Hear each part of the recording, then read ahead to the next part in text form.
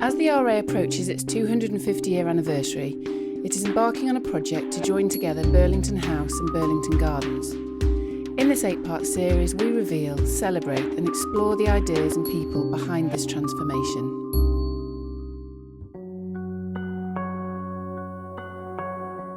In the build-up to the RA's 250th anniversary, we're trying to digitise 10,000 new things from the collection.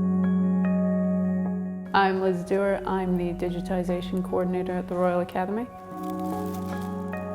The process of digitising starts with selecting the object. So to do that, I work really closely with curators and other collection staff.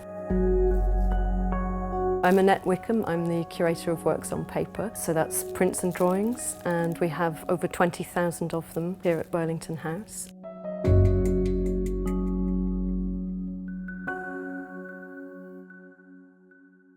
This box of drawings and small paintings is from an academician called Philip Reinagle.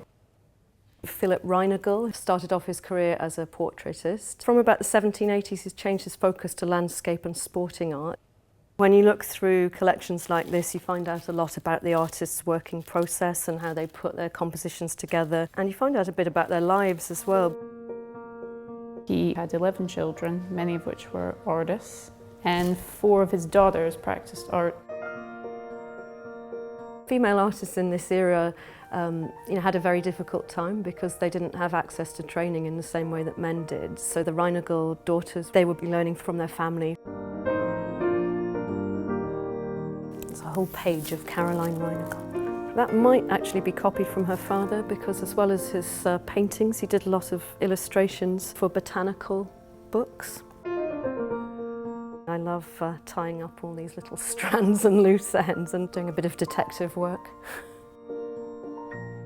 Once we have the prints here, it's a pretty straightforward process. We have a flatbed scanner that does high quality scans. For works where the medium might be more fragile or they might be inside a book, then we'll photograph them. So far we've digitized 1,500 objects in our project. That's for the run-up to 2018. When we're photographing works, we make sure to include things like a grayscale, and that helps us make sure that our color balance is correct.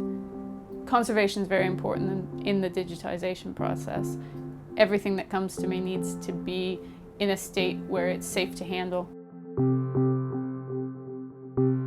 We're getting into the mid-19th century here, and there was a bit of a vogue for kind of teach-yourself books. And one of them was How to Teach Yourself to Draw Trees by a man called Harding. Here we have a high-resolution scan of this drawing by Oriana Reinagle.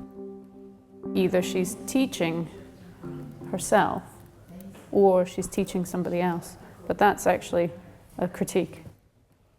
So this one, she's judged as being shocking.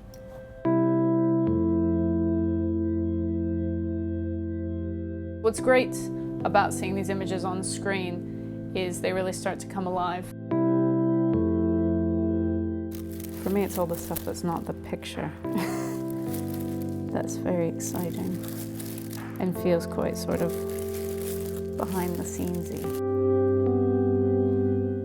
I love being able to look at groups of works together. It really gives you a sense on a human scale as well, how much effort the artists were putting into their work.